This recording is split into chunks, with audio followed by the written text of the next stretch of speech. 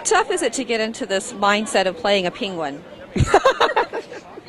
What's up, YouTube? Today, I want to talk about penguins.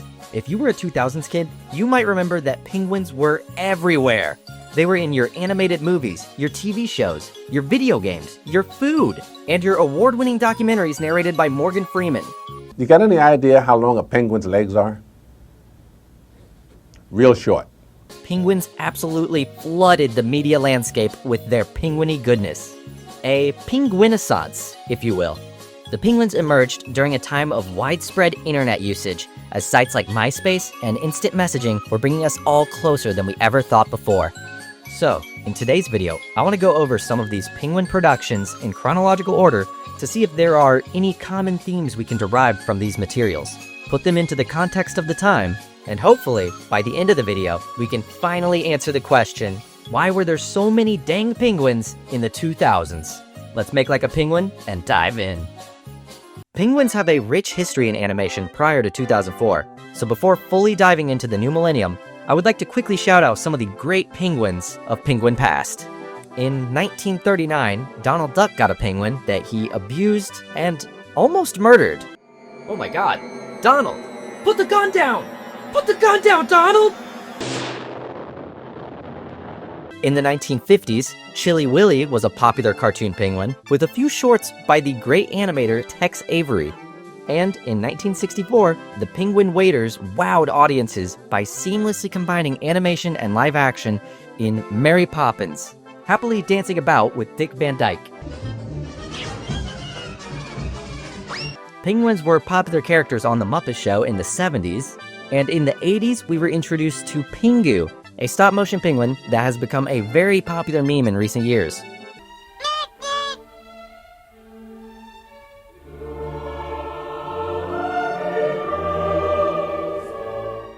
In 1993, Wallace and Gromit introduced us to the chillingly evil penguin, Feathers McGraw, in their second ever short film, The Wrong Trousers. In 1995, we got the insanely weird movie, Pebble the Penguin, which featured this buff penguin played by Tim Curry. They'll be just like me! And in 1999, we were treated to Toy Story 2, starring Wheezy, a little toy penguin with the voice of an angel.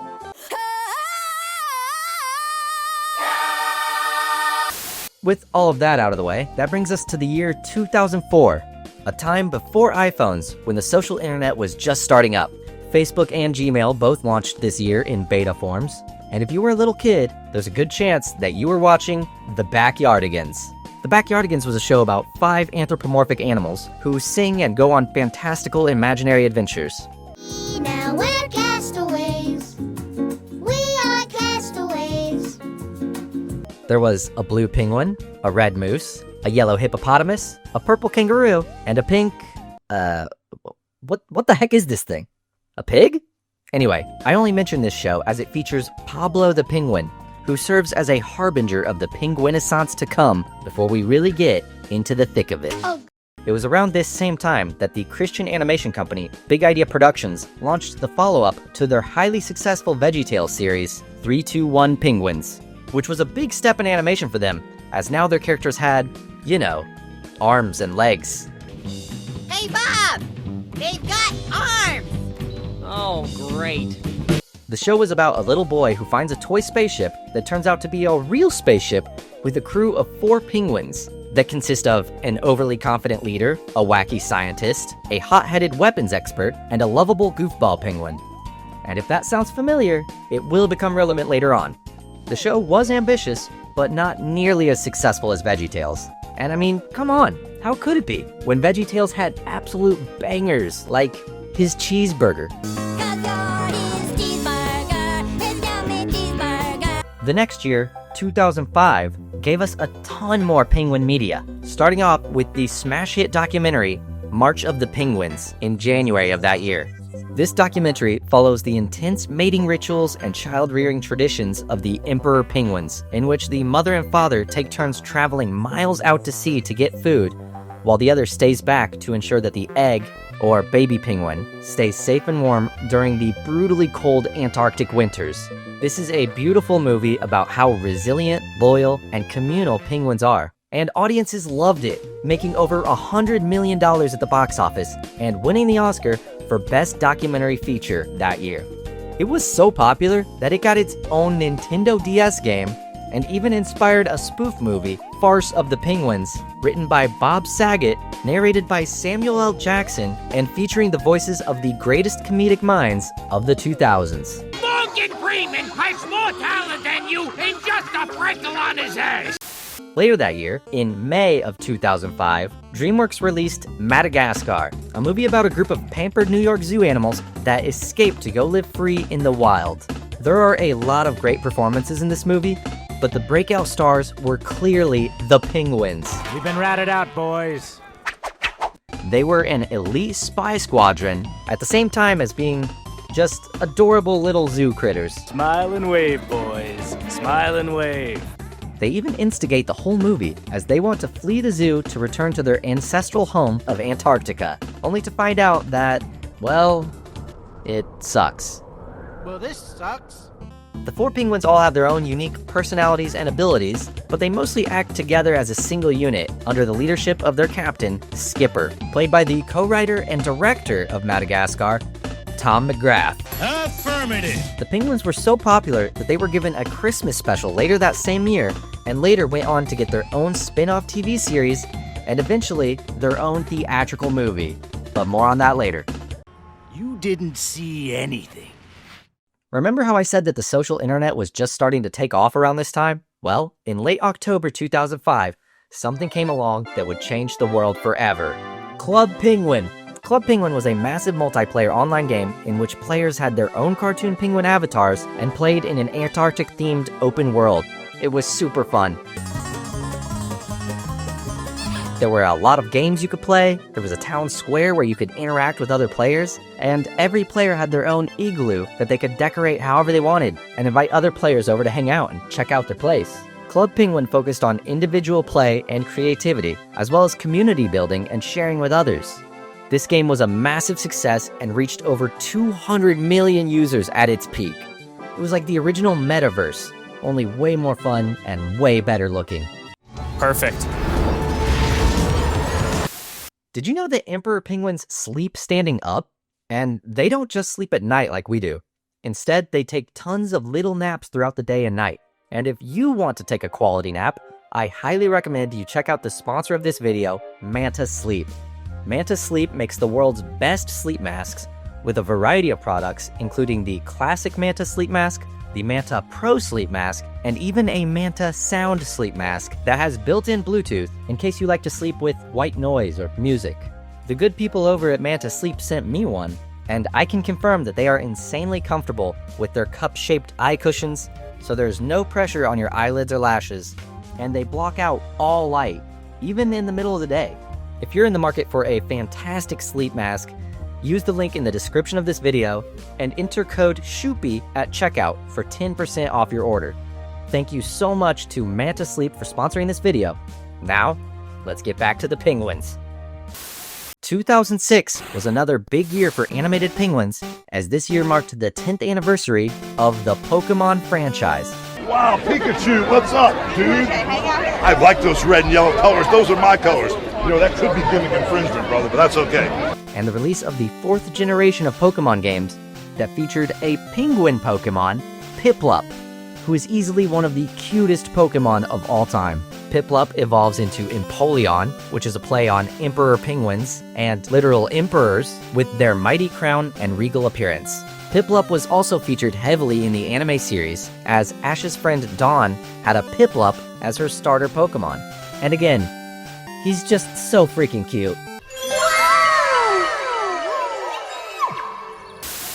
In the holiday season of 2006, we were treated to something truly special from the visionary writer and director of the Mad Max series, Happy Feet.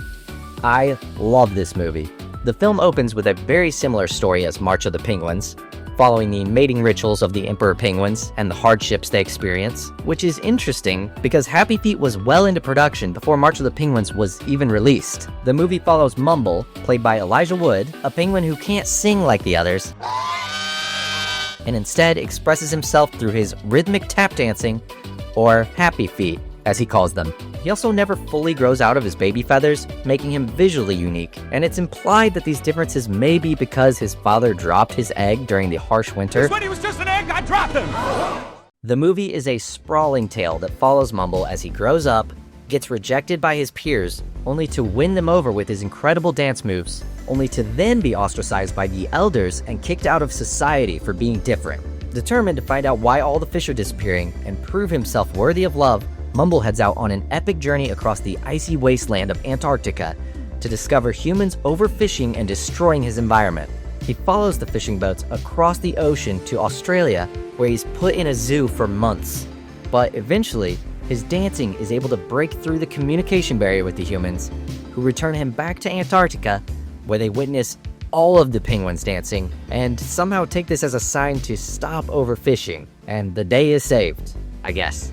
The movie covers themes of encroachment, religious zealotry, interracial tensions, and humanity's negative effects on the environment, all filmed with George Miller's incredible camera work and stunning choreography. It's also a movie about dancing penguins.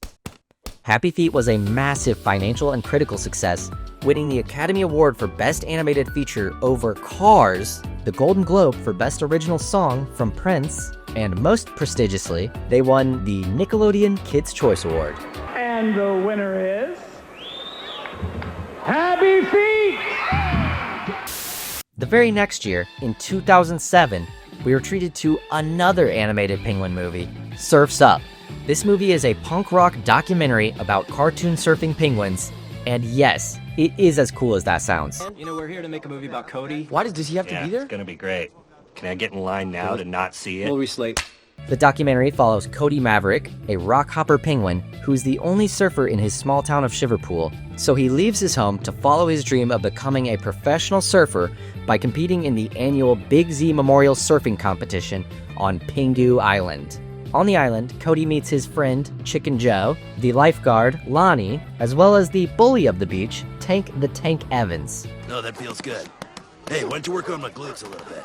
Ooh, that's... Cody crashes out on his very first wave and accidentally steps on a poisoned sea urchin. Stepped on me? Stepped on me? Are you kidding? This guy was dancing on me. I mean, just look at this. Broken, broken, gone, broken, broken, broken. So he gets nursed back to health by this guy, Geek, who turns out to be the famous surfer Big Z, who faked his own death after losing a competition to the Tank. These are my ladies. This is Jill. This is my lady Amy. Little Susie. Big Z teaches Cody how to make his own surfboard and teaches him to enjoy surfing for the love of it, not for any competition. But Cody's still feeling like he needs to prove himself, enters the competition anyway, and he does really well, until Tank forces him out into the boneyard, where Big Z reveals himself in order to save Cody's life. Chicken Joe wins the competition by default, and Big Z reveals himself to the public and invites everyone to come hang out and surf at his private beach. In the end, Cody joins Big Z, surfing in the sunset with his new found family. This was Sony Animation's second ever movie after Open Season, and was a massive leap forward in technology and storytelling. The CG water effects were mind-blowing at the time. First CGI animated film that I actually sat there and went, I don't feel like I'm watching CGI. It's gorgeous. The movie did well upon release, with critics praising its laid-back humor, impressive visuals, and unique mockumentary format, with the only complaint being that it was the third major Penguin movie in 3 years. And I fear this was the beginning of audience penguin fatigue, or penguinflation, as I call it. I was like, enough of penguins. Let's get some more chickens. Odd bird. The next year, 2008, the Penguins from the Madagascar movies got their own series, aptly titled The Penguins of Madagascar. The show premiered on Nickelodeon to a whopping 6.1 million live viewers, making it the most watched premiere in Nickelodeon history. And in 2009, The Penguins of Madagascar was the most watched animated television show on any network. Seeing the massive success of the Penguin TV show, DreamWorks greenlit a full Penguins of Madagascar movie and quickly got to work. The TV show exists in an alternate universe from the movies, where the penguins still live at the New York Zoo, and King Julian, Maurice, and Mort are there too, but none of the main cast. The series exaggerated the penguins' designs and personalities from the movies to make the characters feel more distinct from each other. There was Skipper, the overly confident, semi-delusional leader, Kowalski, the brains of the operation, Rico, the hot-headed muscle of the group, and Private, the adorable, simple-minded little brother and mascot of the group. Similar roles to the 3-2-1 penguins from the beginning of this video, or more accurately, the Ninja Turtles or A-Team before them. The series aired 73 episodes on Nickelodeon from 2008 to 2012, when the series was quietly moved over to the Nicktoons channel, where cartoons go to die, for its final 7 episodes. So why would Nickelodeon abandon such a hit series? Well, it was around this exact time that Nickelodeon acquired the rights to the Ninja Turtles and started producing their own series about animated fighting animals. Why promote DreamWorks Penguins when you've now got the Turtles? 2 years later, in 2014, DreamWorks finally released the Penguins of Madagascar movie, simply titled Penguins of Madagascar. Drop the, just Facebook. It's cleaner. The movie starts off by showing how the penguins met on their first mission as babies, saving Private's egg from a group of leopard seals, and then inventing their signature High One celebration. I won! Yes! The movie then fast forwards to after the events of Madagascar 3, and the plot revolves around an evil octopus played by John Malkovich, who wants to destroy all penguins as he is tired of them getting all the attention for being so cute. The penguins work to stop him from kidnapping other penguins from every major zoo in the world, alongside an elite task force of polar animals led by an Arctic wolf played by Benedict Cumberbatch, who, ironically, cannot pronounce the word penguins.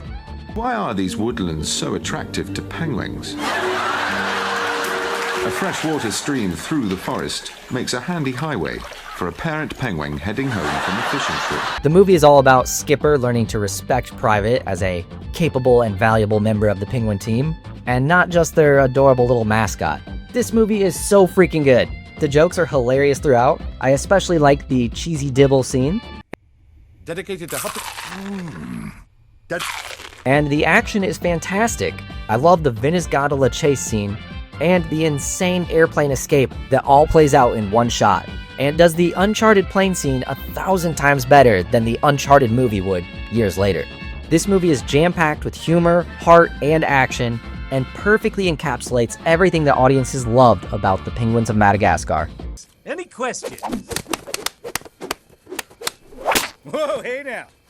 Sadly, this movie was a box office failure, and DreamWorks took a $57 million tax write-down on the movie, and the penguins have not been seen in over a decade since the movie came out. Don't you think we should tell them that the boat's out of gas? Nah, just smile and wave, boys. Smile and wave.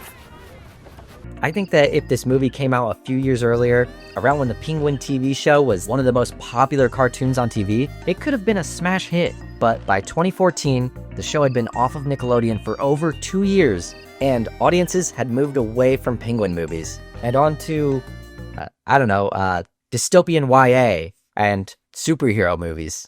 In fact, in 2014, the year Penguins of Madagascar came out, it didn't even get an Oscar nomination that year. And the movie that won was Big Hero 6, a Marvel superhero movie. This movie was a victim of timing, coming out after an era of maximum penguinflation, and marks an official end to the Penguinaissance.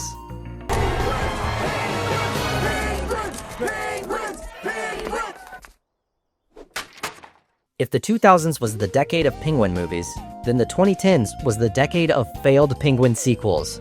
In 2011, Happy Feet 2 was released, to financial and critical failure, losing the studio $40 million.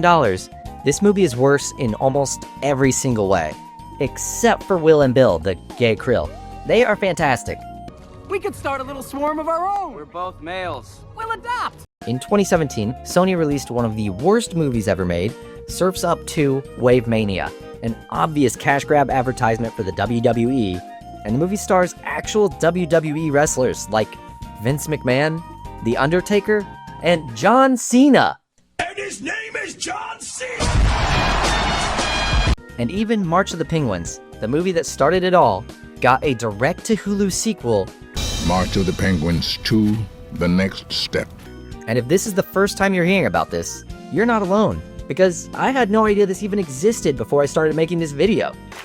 Morgan Freeman lied knowingly about penguins for money. So in the end, why were penguins so popular in the 2000s? I have a theory in 3 parts that I think explains the penguin phenomenon, or the penguinomenon, as I like to call it. The 2000s was the decade that saw the rise of the internet and social networking sites, simultaneously allowing users to express their own individuality while also connecting with others as part of a larger collective. Penguins themselves are black and white, representing a dichotomy, in this case being between the individual and the collective. And I believe that theme is present in all of the movies that I talked about today. In Surf's Up, Cody is an outcast for being the only individual who likes surfing in his town, only for him to find community and family amongst the surfers on Pingu Island. In Happy Feet, Mumble is cast out of his community for his individuality, only for his differences to be the thing that eventually saves them and his entire species of penguins, and he is accepted back into the collective in the end. Mumble even sports gray coloring, unlike the rest of the black and white penguins, representing a symbiosis between the individual and the collective. March of the Penguins is about individual family units working together as a massive collective to survive against nature. And Penguins of Madagascar's entire story revolves around the desire to be recognized as a valuable individual within a team. You are the most meaningful and valued member of this team. The 2000s was a time of heightened awareness around humanity's negative effects on the environment, with films like An Inconvenient Truth and The 11th Hour coming out. Human use of chlorofluorocarbons damaged our atmosphere, causing a massive hole in our ozone right over Antarctica, where the penguins lived and the glaciers were melting. Suddenly, the whole world's attention was on Antarctica and the flightless birds that called it home. George Miller even cited this as one of his inspirations for Happy Feet, and why he wanted to include an environmental message within the film. How tough is it to get into this mindset of playing a penguin? Penguins are just so freaking cute. They're one of the only other animals besides humans that walk upright, so it's so easy to project ourselves upon them and relate to them. And they even look like they're wearing little tuxedos, like little gentlemen. And even more importantly, penguins are massively merchandisable, with every movie and TV show I talked about today being shilled out in every way imaginable.